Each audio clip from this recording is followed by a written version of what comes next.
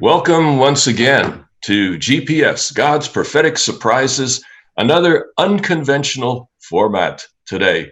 As we're dealing with lockdowns and so on right now, we wanted to keep the program coming to you, especially at this time. But I think all of us are needing just a little bit of assurance, just a little bit of understanding, just a little bit of comfort.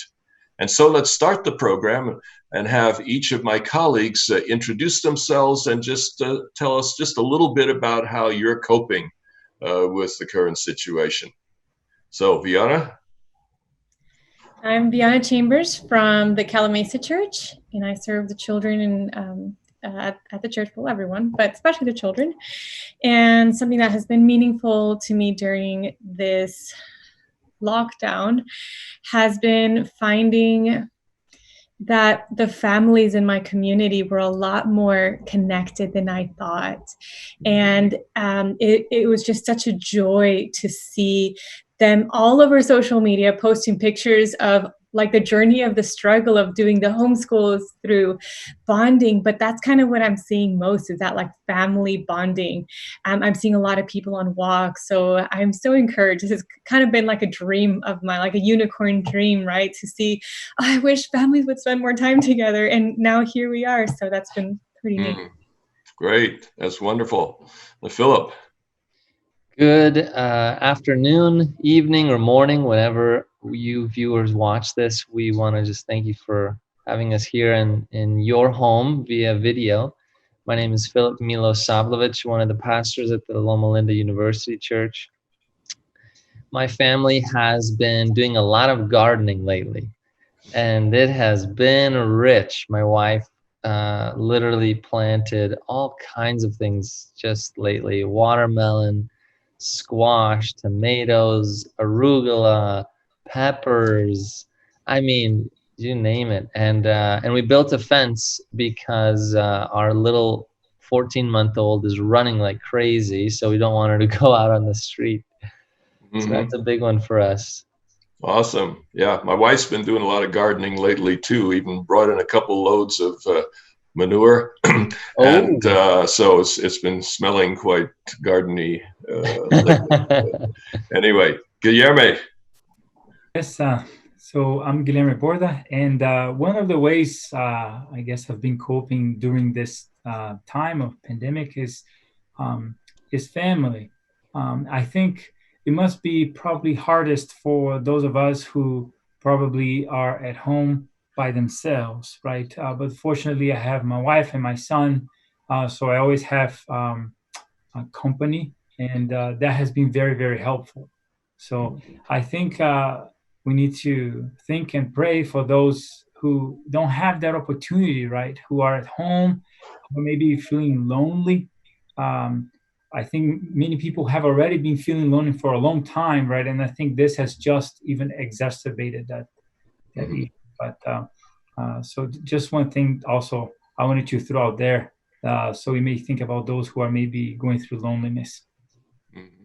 Well, I've noticed that one of the beautiful things about Zoom is it's a way that you can have an extended family all in the same room together without total chaos. I mean, it seems to manage the back and forth better than some other venues had been. Well, some of you may be noticing that Shifra is not with us today.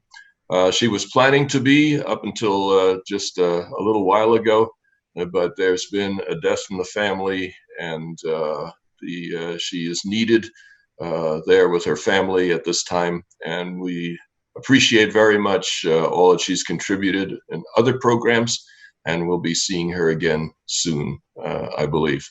But we're here to tackle Revelation 12, and we completed verse 5 in the last program. And let me just review quickly that you have a story going on in chapter 12. It has a woman in distress, a dragon, and a baby. So what could possibly go wrong with a story like that? And we identified these three characters: the woman representing the people of God, the dragon representing the powers of darkness, Satan's kingdom, and the child representing Jesus.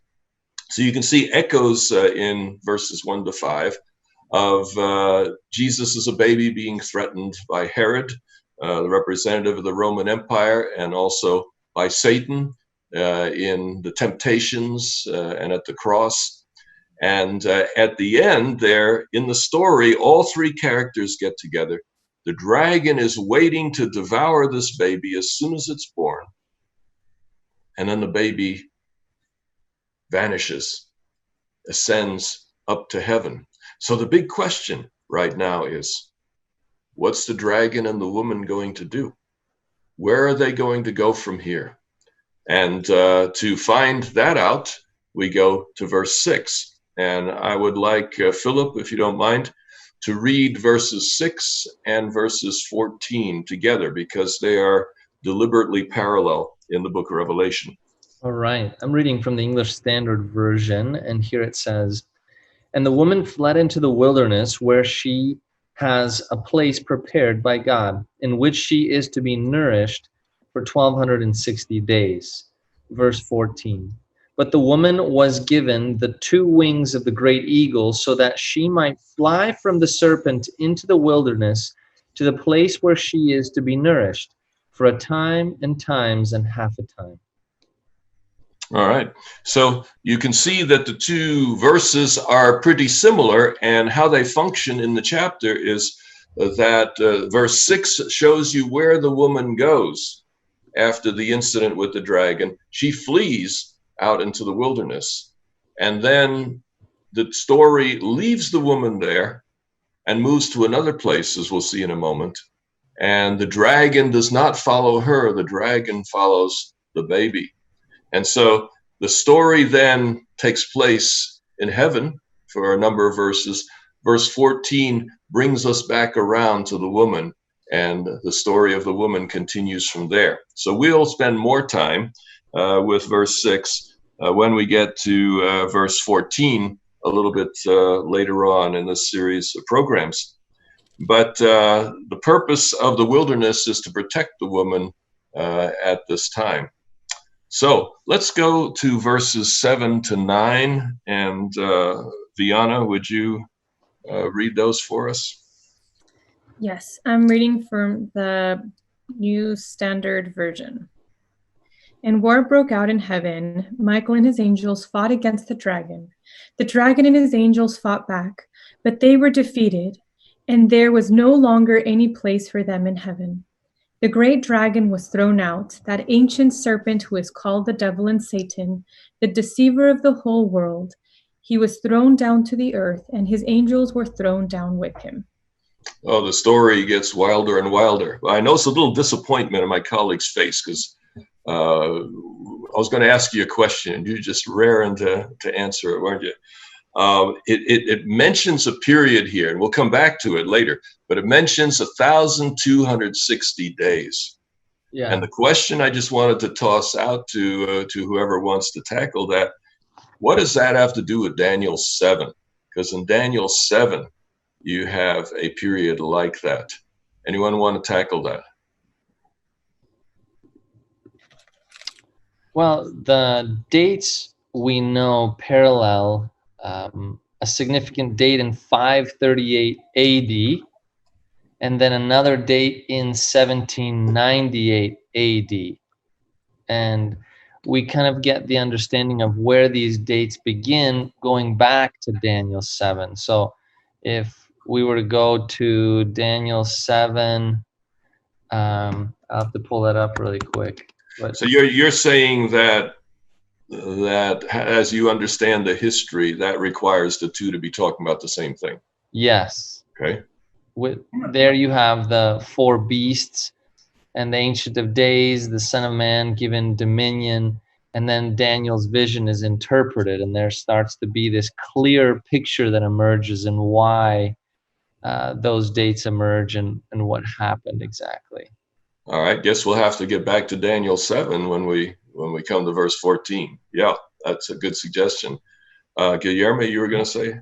One of the things that makes one wonder and draws one's attention to Daniel 7 is the fact that in Daniel 7, verse 25, we have the reference of a time, times, and half a time.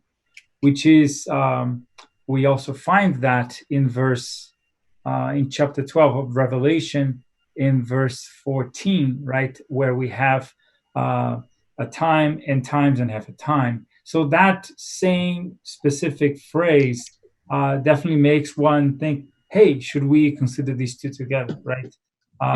That's one of the things that would draw the attention of the reader or of the interpreter to that passage in Daniel, especially as whenever we're reading Revelation, we should think, is there anything in the Old Testament that sounds like it? And then you go and then you check it, and then you see if it makes sense to see them together. Oh, I like that a lot, because you see, if you just had verse 6 to go on here, it's 1,260 days. And in Revelation, in Daniel 7, it doesn't say that. It says time, times, and half a time. And you don't even know offhand what that means. What does time, times, and half a time mean? It could be almost anything, you see. So how do you know that the author of Revelation has Daniel 7 in mind? Philip suggested, that if there seems to be like a common history, we're at a similar point in history, and I think that's true. We can come back to that at a later time. But in verse 14, the time period's repeated, and it uses the exact language of Daniel 7, time, times, and half a time. One of the principles for determining allusions is the more rare a particular phrase or wording is in previous literature, the more likely that there's a direct connection. If time, times, and half a time was said 1,000 times in the Old Testament, you wouldn't know from that alone what text is referring to. But because it's only in Daniel and only in chapter 7 and chapter 12, 2 times, you have time, times, and half a time. By mentioning it here in the book of Revelation, I think the author is connecting you without question to Daniel 7 and Daniel 12. So good job. I think we've given some indications there of how we want to go about it. I will mention that before we move on, that this time period occurs 5 times in the book of Revelation, but 1,260 days occurs here and also in chapter 11, verse 3.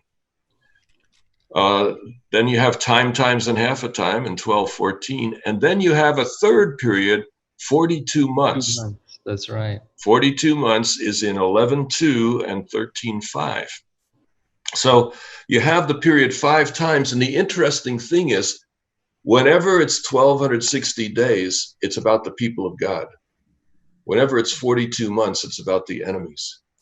So in chapter 11:2, the enemies are trampling the temple for 42 months. In 13:5, the beast is persecuting God's people for 42 months.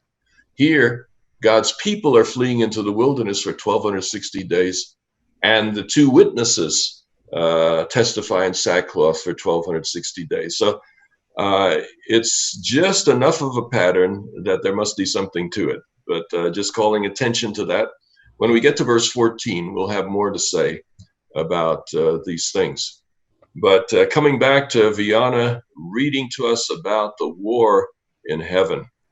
And let me go to verse 7 once again.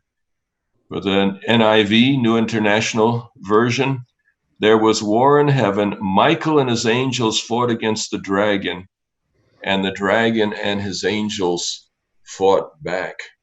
So what happens to the dragon? When the male child is whisked up to heaven, where does the dragon go? The woman's out in the wilderness, he could chase her.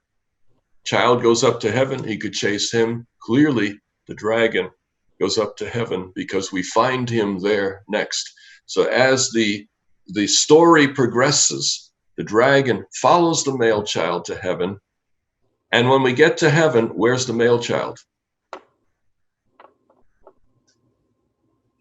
What happened to the male child? Well, in verse 7, we have no explicit reference to a child, right? And that's where comes then the question of who is this entity called Michael? right? And here, as in many points, probably most verses in Revelation, there's no consensus, right? Of course, there are a number of people who will understand this to refer to a very important angel who fights on behalf of Christ, Michael fighting on behalf of Christ against this other angel, a fallen angel, the dragon. And but then there's other people who interpret, and I personally believe in this position, that Michael is Christ. But if Michael is Jesus Christ, the question that arises is, wait, is Jesus an angel or is he divine? And then it creates, for some people, a conflict here, a tension that may seem problematic. Now, a possible response to this would be that, to try to put it quickly and succinctly, is that in the Old Testament, we have evidence that God can present himself as an angel. And so if that's the case, and I don't like to just say it without pointing to any sort of evidence, but if we go to, let's say, Genesis, in Genesis 31, for example, in Genesis 31, verses 11 to 13, it says, then the angel of God, this is Jacob here, then the angel of God said to me in the dream, Jacob, and I said, here I am. He said, lift up now your eyes and see that all the male goats which are mating are striped. And this is that context that Jacob and then his father-in-law and the conflict with the animals. But then when you go to verse 13, it says, I am the God of Bethel.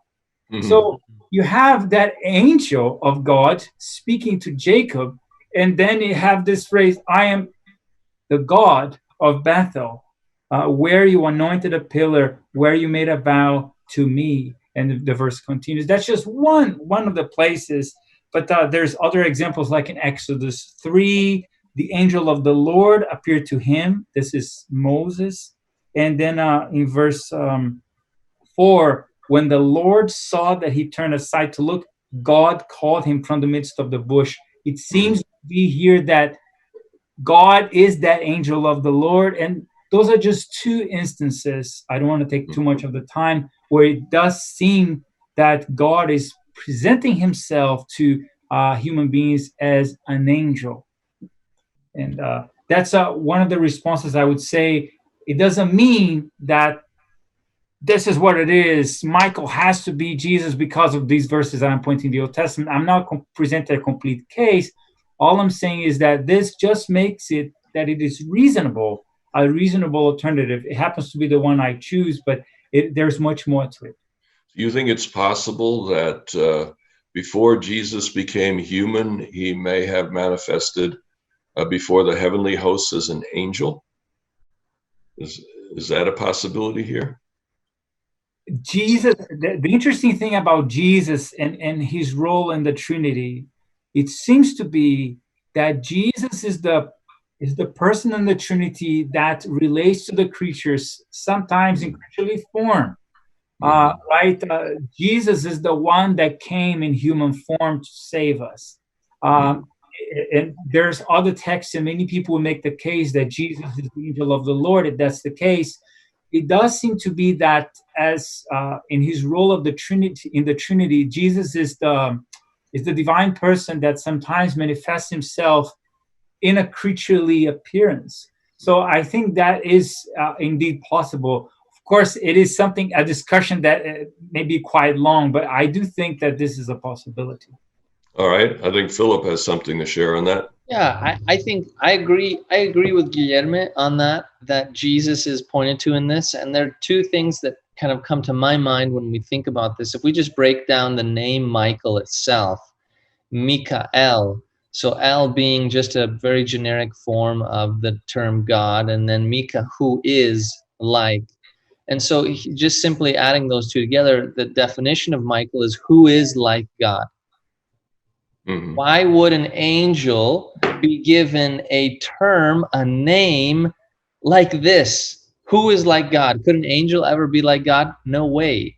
the only one who could ever have that reference would be Jesus himself. Who is like God? The Son. The Son is like God. That's the first point that came to my mind. And then there's another one, but if you had something, Guillermo, I see you raising your hand. Just because it is exactly on that. It's just that some people might come to you and say, yes, but haven't you seen, like in Numbers 13:13, there is Sethur, the son of Michael, and from the tribe of Naphtali. And so that's true. This is maybe like, more so of Michael may not necessarily be a name that is exclusively sure applied to this angel. It may be applied to just regular folk, sinners, sure. right? So I just wanted to bring that, which Good is a point. counter evidence. That's so a good point. Is about God, but many people in the Bible have names about what God is and what God is not. Good point. Good point. And I guess I use that more so as a lower level explanation, kind of along the lines whatever you said, and then adding this in addition to. But the last thing, or wait, did you say something, Dr. Paulien? Sorry. That's okay. Go ahead. Yeah. The last thing would be also that this term Michael is used in Daniel as well, where it uses another term along with it, the Lord of Hosts, which was only used for supernatural creatures, some divine-like creature. And the only other place that that's found is when it was referring to God himself fighting. Mm-hmm. So certainly, this Michael concept is interesting. It thought just occurred to me. It almost would have been good if God had called Adam Michael, because he was created in the image of God, and Michael means one who is like God. So that could have worked. Yeah. Viana, we were talking a little bit about Michael before. Anything you have to add to this? No, I have questions for later on, but please proceed. Okay. Why don't you drop those questions now, and then we'll take them up as we can. Okay. I'm looking at this timeline, right? And if I wasn't careful, I could almost see it as like the Genesis 1 and Genesis 2, like the retelling of the same story. But it seems to be this continuous timeline. And I want to go back to the 1,260 days, and then the times and a half that is referred to. And I mean, just in the same chapter, we have the two wordings. Are they the same? Are they different? If we're following the timeline of it, she's in the wilderness, the woman is in the wilderness for 1,260 days. And then the war breaks out in heaven, and, he's cast down to earth. He makes war with the woman. And then it mentions times and a half again. Like, is that a parallel? I mean, a literal timeline, which would make me think that they're two different time periods, or are they the same? I'm really confused.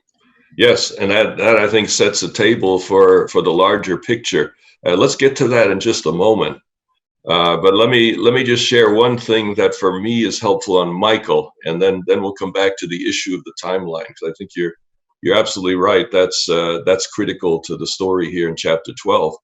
So you'll notice that I've shared with you, whenever a new character appears in the book of Revelation, there's usually a freeze frame. John describes the character visually, and then gives a little bit of the backstory and the history. The baby didn't have that. When the baby appears, there's no backstory, there's no physical description. Same thing with Michael.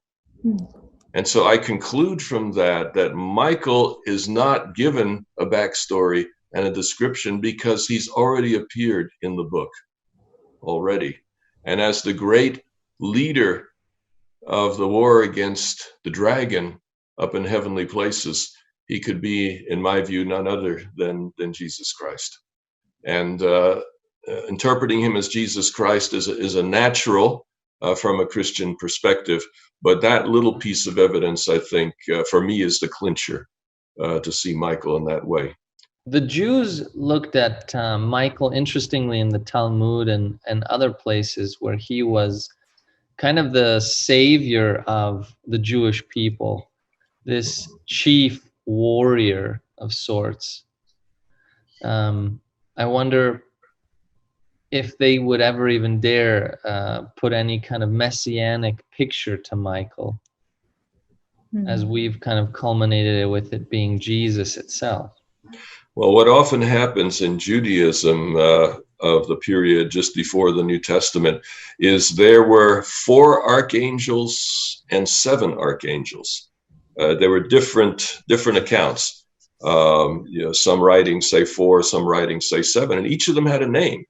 And Michael and Gabriel are 2 names that Christians would be familiar with, 2 of the 7. And so I think there's Uriel and Raphael, and I don't have all 7 at the top of my mind just at the moment.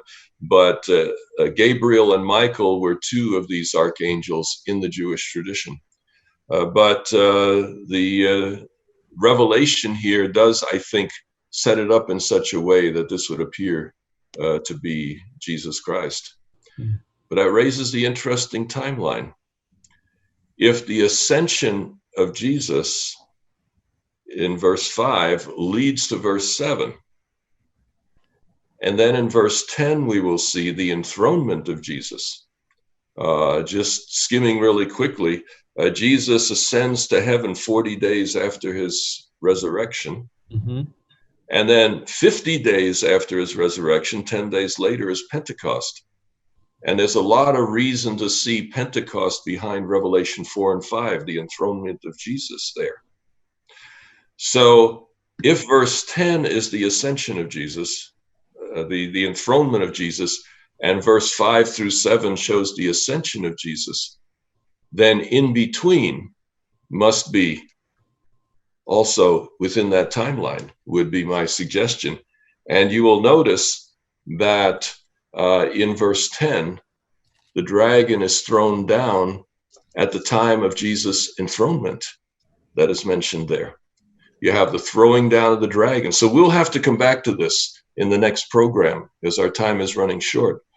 But there's the question, many have seen verses 7 and 8 as referring to the original battle. And I don't doubt that it echoes that original battle, but in the context of chapter 12, verses 7, 8, and 9 are talking about something that happened in relation to Jesus' ascension to heaven, in relation to the cross, etc. Where do you see that, Dr. Paulien? How do you see that in there? Explain that to us. Well, we'll get to the verses in detail when we move forward. But just looking at the top, you have an ascension to heaven, you have the war and the enthronement. Bang, bang, bang. And you'll notice in chapter 5, there's no Satan. So unfortunately, our time is up. But it's been good being with you again on GPS, God's Prophetic Surprises. And we've left a couple things hanging, so you just better come back next week. And we will continue with Revelation 12, beginning with verse 7 on God's prophetic surprises. God bless you.